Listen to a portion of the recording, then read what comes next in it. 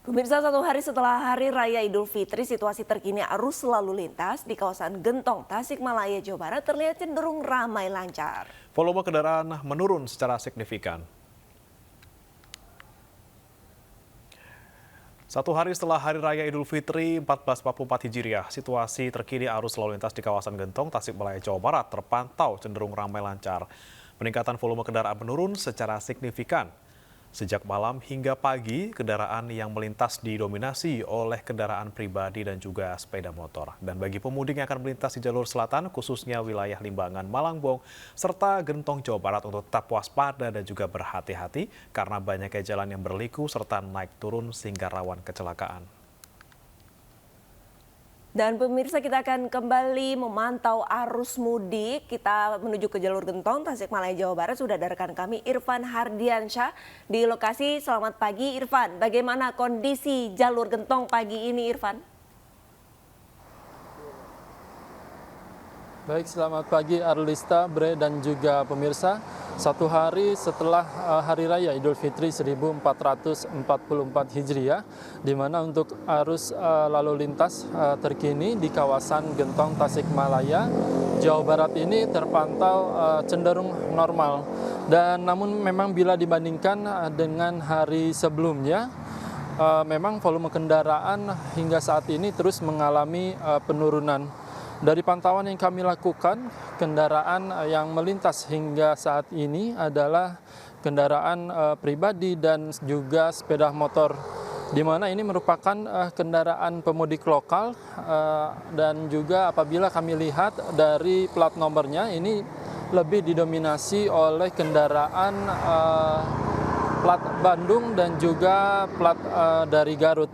Berdasarkan informasi yang kami dapatkan, untuk arus balik sendiri di kawasan Gentong, Tasikmalaya, Jawa Barat ini diprediksi H+3 dan juga H+4 Lebaran. Jika melihat jalur Gentong dari arah Tasikmalaya menuju Bandung ini cukup ekstrim dikarenakan banyaknya tanjakan sehingga bakal adanya perlambatan jika bus kendaraan umum serta truk melintas. Dan kami tetap menghimbau kepada Anda pemirsa jika nantinya akan melakukan perjalanan arus balik di kawasan Gentong ini untuk tetap waspada dan juga berhati-hati dikarenakan memang jalanan di kawasan Gentong ini banyak sekali jalanan yang berliku maupun jalanan yang naik turun. Dan kami tetap menghimbau juga untuk Anda pemirsa dengan kondisi fisik Anda tetap sehat selama melakukan perjalanan mudik ataupun perjalanan arus balik. Arlista. Baik, terima kasih banyak atas laporannya Irfan dan selamat kembali bertugas, jaga kesehatan dan salam untuk teman-teman di sana. Ya, kita ke informasi selanjutnya pemirsa. Bagi Anda pemudik dengan kendaraan listrik, kini ada fasilitas stasiun pengisian baterai listrik mobil yang bisa bergerak kemana saja. Ya pemirsa, benar sekali, ini ada sebanyak 616 unit fasilitas pengisian baterai mobil listrik tersebut yang tersebar di sejumlah daerah di tanah air dan yang pertama di Indonesia.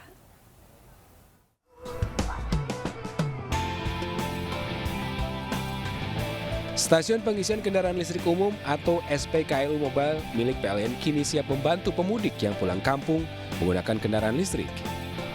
Sebanyak 616 SPKLU Mobile ini tersebar di sejumlah daerah di tanah air. Seperti SPKLU yang bersiaga di ruas jalan tol Jawa Tengah ini untuk melayani pengisian daya kendaraan listrik dalam keadaan darurat. Di ruas tol Jawa Tengah ada 3 unit SPKLU disiagakan, yakni di eksit tol Bawen, eksit tol Weleri, dan eksit tol Semarang selama periode arus mudik dan balik hingga 2 Mei mendatang. Karena bersifat mobile, stasiun pengisian kendaraan listrik ini bisa mendatangi mobil listrik yang kehabisan daya dimanapun dan kapanpun. Cukup menghubungi hotline tol di 14080, petugas tol akan menghubungi SPKLU Mobile terdekat dan mendatangi Anda di lokasi. Inovasi anak negeri PLN Jateng dan DIY yang pertama di Indonesia. Dan SPKLU Mobile ini dapat melakukan pengisian daya dimanapun dan kapanpun. 24 jam standby.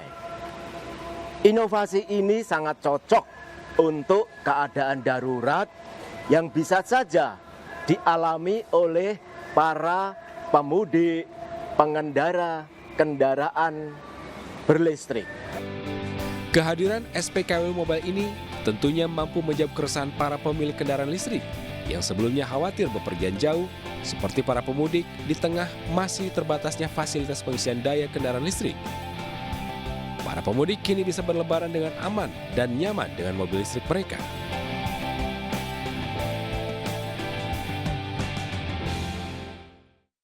Pemirsa, arus kendaraan yang melintas di gerbang tol Cikampek Utama masih ramai lancar hingga Sabtu malam. Di hari pertama Idul Fitri kemarin, tol Jakarta Cikampek masih terpantau ramai lancar. Ada 40.000 kendaraan yang telah melintas melalui gerbang tol Cikampek Utama. Guna mengurai kepadatan kendaraan jelang res area 57, kontraflow diberlakukan dari kilometer 55 hingga 61 arah Cikampek. 18 gardu tol dioperasikan untuk melayani para pengguna tol.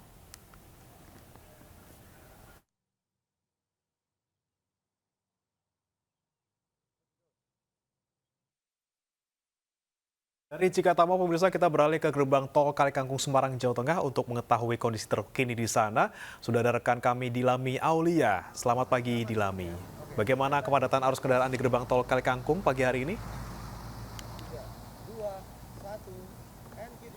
Ya, selamat pagi Bre, Arlisa dan juga pemirsa. Pada periode H+1 Lebaran, beginilah kondisinya di gerbang tol Kalikangkung kilometer 414 yang terpantau lengang. Yang mana memang jika kita melihat ini pada periode arus Lebaran 2023 kemarin ini memang menurun kondisinya 50% dibandingkan pada puncak arus mudik yang bisa mencapai 3.000 hingga 4.000 kendaraan. Tetapi untuk per hari ini memang terdapat 1.500 kendaraan yang melintas dari gerbang tol Kalikangkung menuju Semarang. Dan PT Jasa Marga sendiri ini menyediakan 9 gardu utama dan juga 7 gardu tambahan dari arah Jakarta menuju Semarang. Sementara dari arah Semarang menuju Jakarta ini ada 2 gardu tambahan dan juga 2 gardu utama. Dan untuk periode puncak arus mudik ini memang terjadi pada tanggal 19 April 2023 dengan volume kendaraan sebanyak 71.000 kendaraan yang melintas dari gerbang tol Kalikangkung menuju Semarang.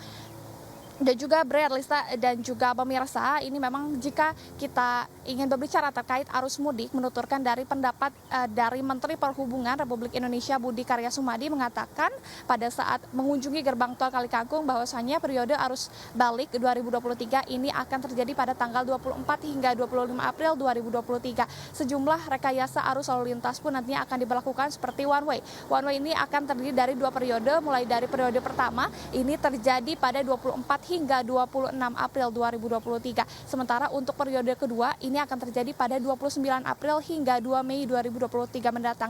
Dan tentunya pada periode arus balik ini juga akan situasional melihat kondisi lalu lintas yang ada. Untuk one way sendiri nantinya akan diberlakukan dari kilometer 414 gerbang tol Kalikangkung hingga kilometer 72 gerbang tol Cikampek. Sementara demikian kembali kepada Bre dan juga Arlista.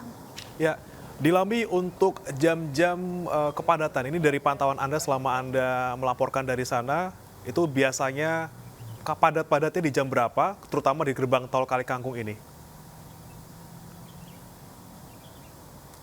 Ya Bre, jika kita berkaca pada periode arus mudik, ini memang yang paling padat, ini ada tanggal 19 April 2023, yakni di jam 2 hingga jam 6 sore hari. Dan memang di gerbang tol Kalikangkung ini selalu padat di sore hari dibandingkan pada pagi hari, begitu Bre. Jadi sekarang kondisinya memang lengang, terutama karena memang untuk puncak arus mudik sendiri terjadi pada tanggal 19 April 2023.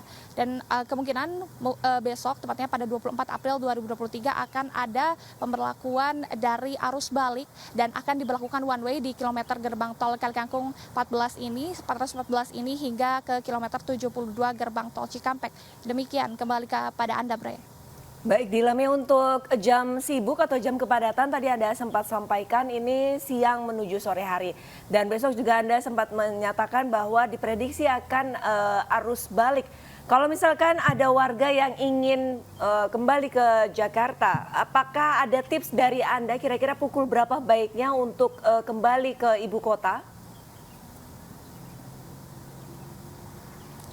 Ya, Arlista, jika kita berkaca pada arus balik ini memang andaknya untuk nantinya berangkat dari Semarang ke Jakarta setelah dari tanggal 25. Ini tepatnya di 26 hingga 29 April 2023 agar tidak terjadi kepadatan. Dan untuk jamnya sendiri saya menyarankan kepada Arlista, Bre, dan juga pemirsa yang ingin mudik bisa di jam subuh, begitu di pagi hari, karena memang dari pantauan kami di pagi hari ini tidak lalu terjadi kepadatan yang signifikan.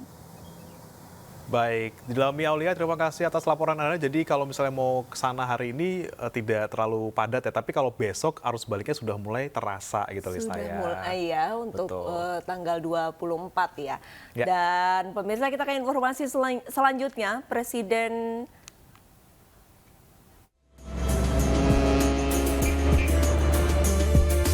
Demi kelancaran dan keamanan perjalanan mudik Anda,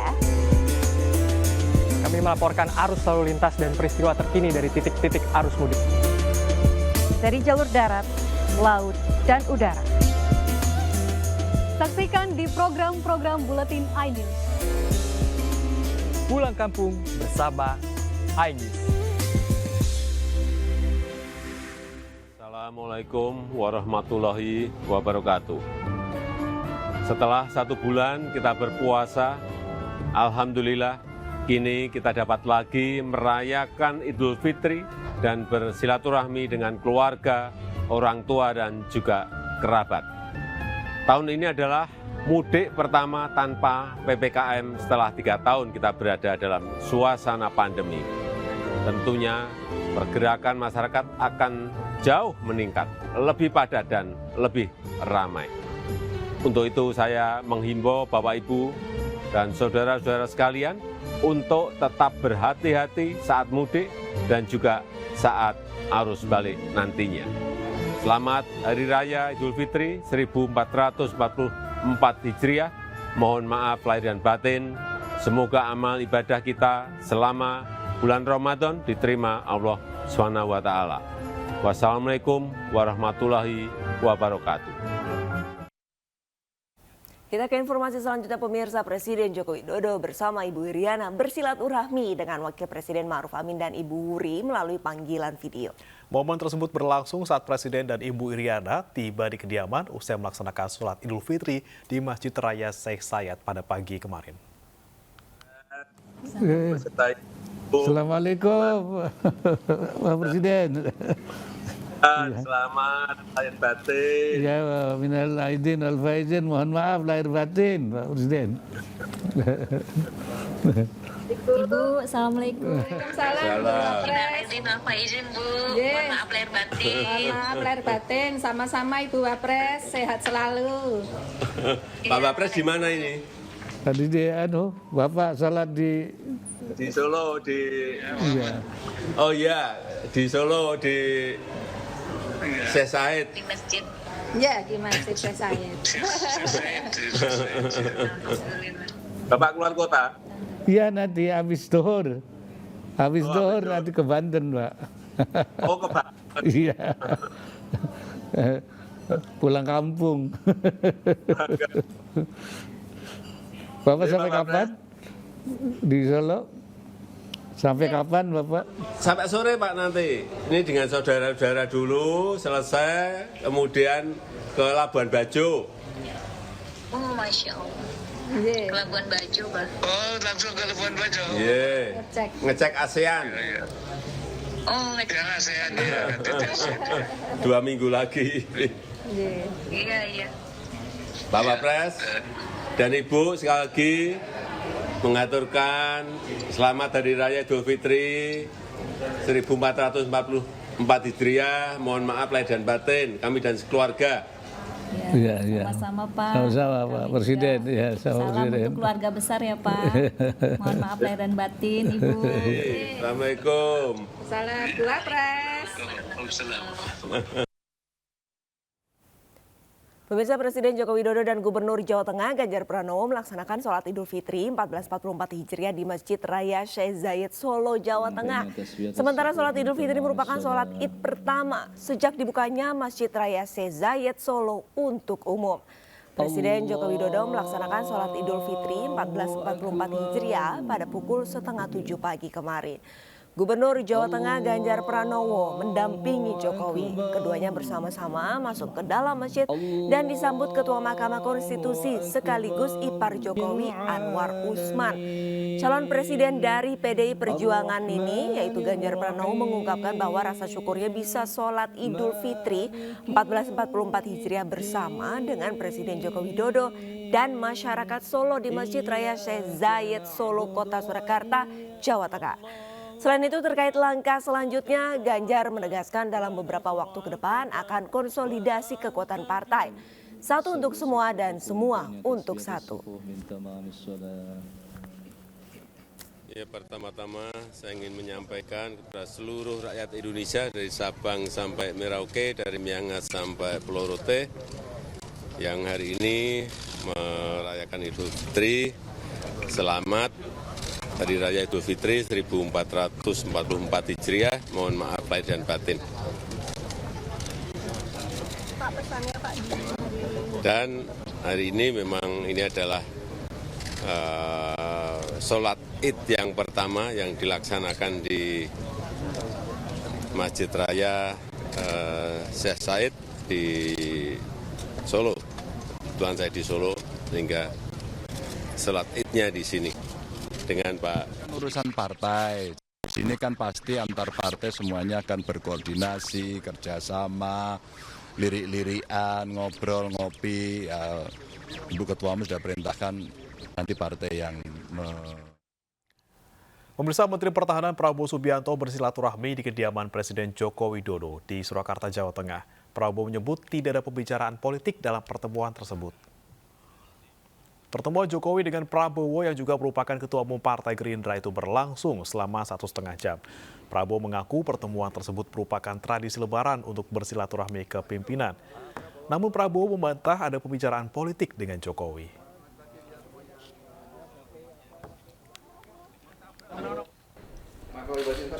Pelaksanaan maksud kami potret keakraban Prabowo dengan keluarga Jokowi diunggah oleh Prabowo di akun media sosial miliknya. Prabowo didampingi oleh putranya Didit Hedi Prasetyo, sementara Jokowi didampingi oleh Ibu Iriana dan ketiga anaknya Gibran, Kahiyang, dan Kaesang. Usai bertemu dengan Jokowi, Prabowo mengaku akan berkeliling kota Surakarta bersama dengan putra sulung Jokowi, Wali Kota Surakarta Gibran Rakabuming Raka. Ibu, warga-warga Bu. Kita kalau Lebaran ya biasanya anak buah itu sowan atau Lebaran kepada pimpinan.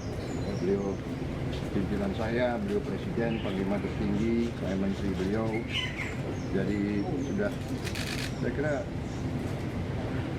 berapa kali juga saya kalau Lebaran ke beliau. Jadi hari ini demikian, jadi tidak ada pembicaraan yang terlalu politis gitu karena hari Lebaran. Kalaupun ada, nggak mungkin saya cerita sama kalian kan. Saya mau diajak Pak Wali, Mas Wali, saya mau diajak untuk keliling ke Bogor. Menko Polhukam Mahfud MD sholat Idul Fitri bersama pengasuh Ponpes Nurul Jadid Paiton Kiai Muhammad Zuri Zaini di Probolinggo, Jawa Timur. Dalam lawatannya Mahfud MD menyempatkan diri berkomentar mengenai bursa capres pada 2024 mendatang.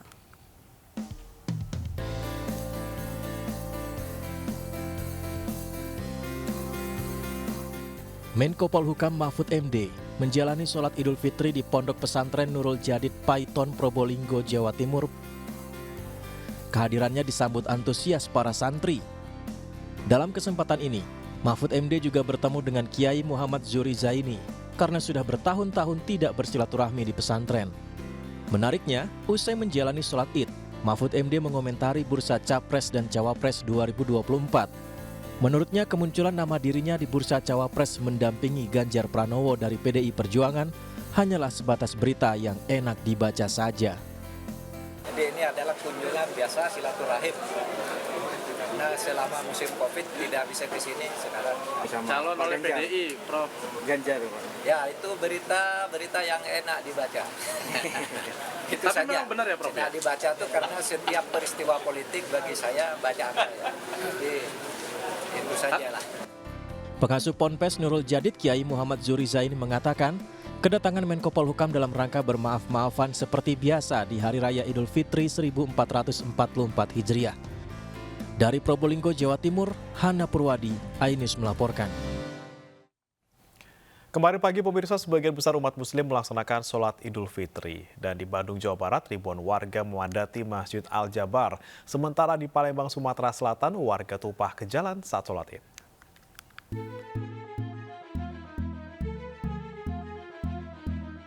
Belasan ribu jamaah dari berbagai daerah memadati kawasan Masjid Al-Jabar, Kota Bandung, Jawa Barat.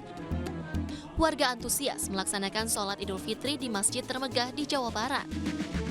Pemprov Jawa Barat mencatat 50 juta masyarakat Jawa Barat telah merayakan sholat Id di hari Jumat dan Sabtu. Pelaksanaan sholat Id di Jawa Barat berlangsung aman dan khusyuk. Ini peristiwa bersejarah ya, pertama kali dan mungkin akan dijadikan tradisi karena suasananya bagus gitu. Ada lapangan besar, setelahnya mau jalan-jalan, melihat-lihat, warga juga senang. Apalagi ruas jalan 149 sudah dibuka.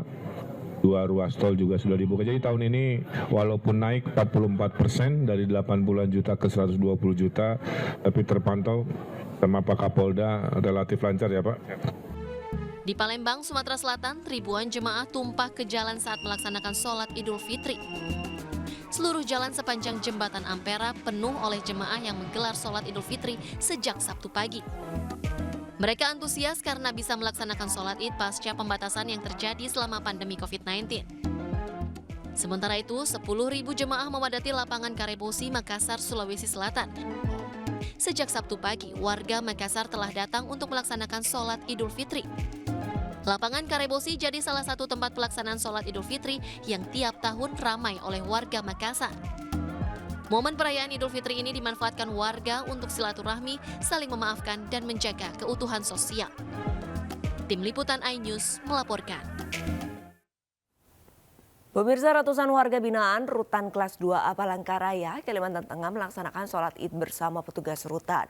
Usai menggelar sholat Id, para warga binaan yang beragama Islam mendapatkan remisi dari Kementerian Hukum dan HAM.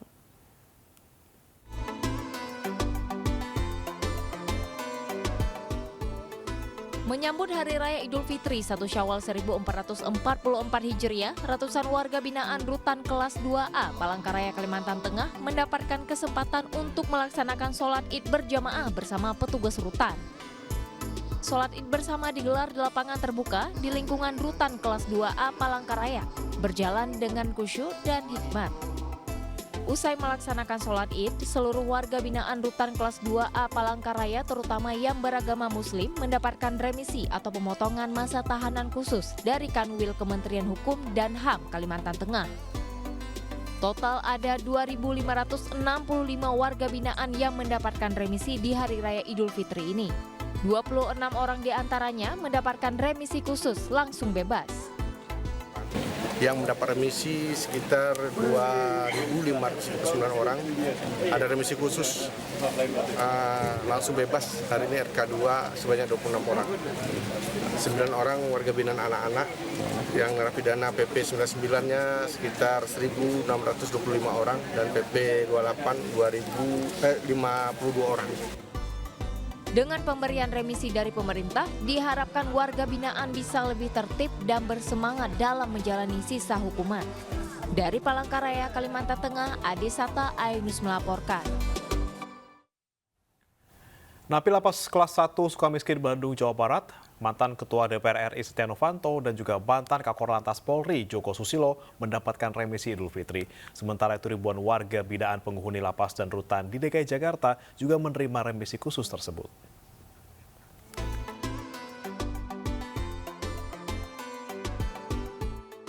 Selain Setia Novanto dan Joko Susilo, remisi juga diberikan kepada mantan Menpora Imam Nahrawi serta mantan Presiden Partai Keadilan Sejahtera Lutfi Hasan Ishak dan sejumlah mantan gubernur. Remisi khusus ini diberikan sesuai dengan Undang-Undang Nomor 22 Tahun 2022 tentang pemberian remisi untuk terpidana kasus korupsi dan tipiter. Nah, remisi alhamdulillah hari ini jumlah penghuni lapas Sukamiskin 309 dan yang memenuhi syarat dan sudah kita usulkan sebanyak 208 warga binaan yang mendapatkan remisi dan itu bervariasi, ada yang 1 bulan, ada yang 1,5 dan ada yang 2 bulan. Momen Lebaran tahun ini juga digunakan para napi tipikor bertemu dengan keluarga. Sejak Sabtu pagi, ratusan pengunjung telah antri untuk menjenguk para napi. Sementara itu, kantor wilayah Kementerian Hukum dan HAM DKI Jakarta memberikan remisi khusus Idul Fitri 2023 kepada 7.624 warga binaan. Pemberian remisi dipusatkan di Lapas Kelas 1 Cipinang, Jakarta Timur pada Sabtu pagi usai pelaksanaan sholat Idul Fitri. Dari 7.264 orang ini yang mendapatkan remisi khusus 2 atau yang langsung pulang, langsung bebas itu sebanyak 109 orang. Hari ini, Hari Raya Idul Fitri ini, merayakan kemenangan, langsung bebas, bisa kembali kepada keluarga dan kembali masyarakat. Banyak berterima kasih buat para petugas yang selalu jagain kami, terutama di rutan, terus kami juga dibimbing, selalu diarahkan dengan baik. Terus di sana juga kami yang tadinya tidak bisa kayak seperti merajut ngaji, jadi bisa ngaji, lebih banyak memanfaatkan waktu dengan hal-hal positif sih di sana. Pemberian remisi di momentum Idul Fitri diberikan Kemenkumham sebagai motivasi bagi seluruh warga binaan untuk terus berbuat baik dan memperbaiki diri sebagai bekal menjadi manusia baru nantinya. Tim Liputan iNews melaporkan. Pemirsa, indahnya toleransi beragama terlihat saat pelaksanaan sholat Idul Fitri di Karangasem, Bali. Pemandangan tak biasa terjadi ketika para pecalang di desa adat setempat ikut melakukan penjagaan waktu sholat Id berlangsung.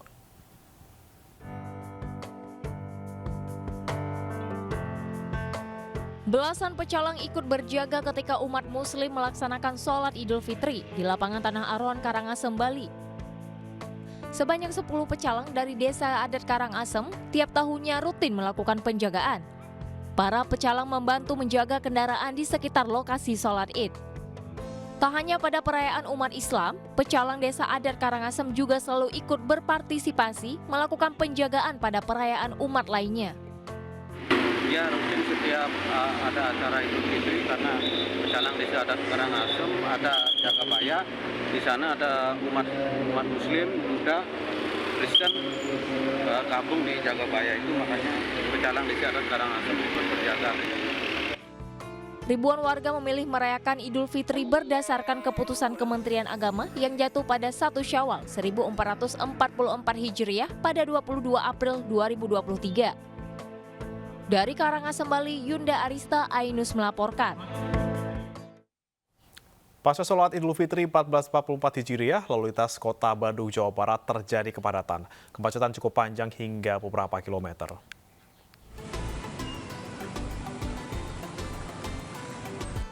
Kemacetan panjang terjadi mulai dari kawasan Ujung Berung hingga persimpangan Cicahem, Kota Bandung, Jawa Barat. 2 ruas jalan arteri tersebut penuh dipadati kendaraan warga dari luar maupun dalam kota Bandung. Kemacetan ini terjadi dikarenakan banyaknya warga yang berpergian dengan kendaraan pribadi setelah menunaikan salat Idul Fitri. Selain itu, kemacetan ini disebabkan karena warga yang melakukan tradisi halal bihalal ke rumah sanak saudara setelah salat Idul Fitri. 2 titik untuk wilayah Cicahem, mungkin pertigaan Yani Suci, sama pintu masuk terminal.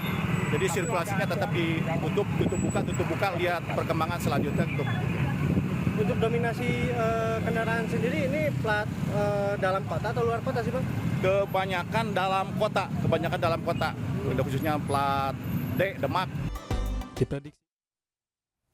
Pemirsa, Masjidil Haram dibanjiri lautan manusia yang melaksanakan sholat Idul Fitri. Banyaknya jemaah yang datang bahkan tidak tertampung dan meluber hingga keluar masjid.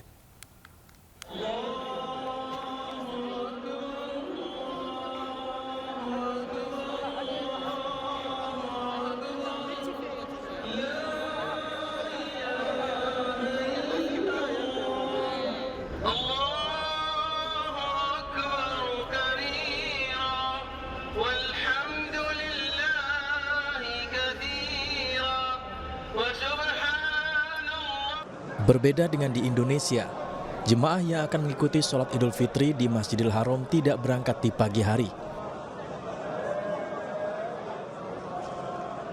Untuk dapat melaksanakan sholat di dalam Masjidil Haram, jemaah sudah tiba sejak sore hari dan tidak kembali ke rumah hingga pelaksanaan sholat Idul Fitri selesai keesokan harinya.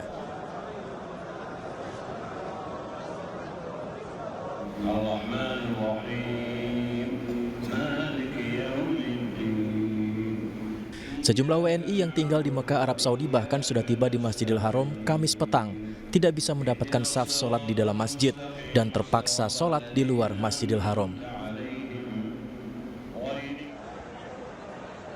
Tidak ada lagi pembatasan dan protokol kesehatan yang diterapkan, termasuk tidak digunakannya lagi aplikasi untuk masuk ke dalam Masjidil Haram.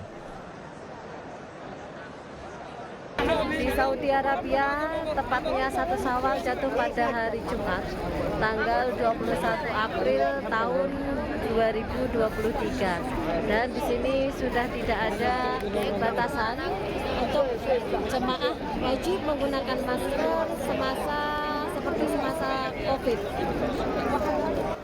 Allahu Akbar.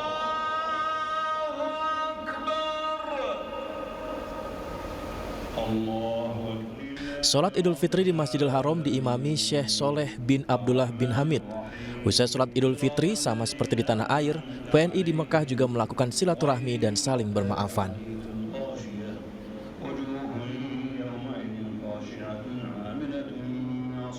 Bismillahirrahmanirrahim. Assalamualaikum warahmatullahi wabarakatuh. Saya Prabowo Subianto mengucapkan selamat Hari Raya Idul Fitri 1444 Hijriah. Minal aidin wal faizin. Mohon maaf lahir dan batin. Marilah kita menyongsong hari esok yang lebih baik. Indonesia yang terus maju, Indonesia yang aman, adil dan makmur. Wassalamualaikum warahmatullahi wabarakatuh.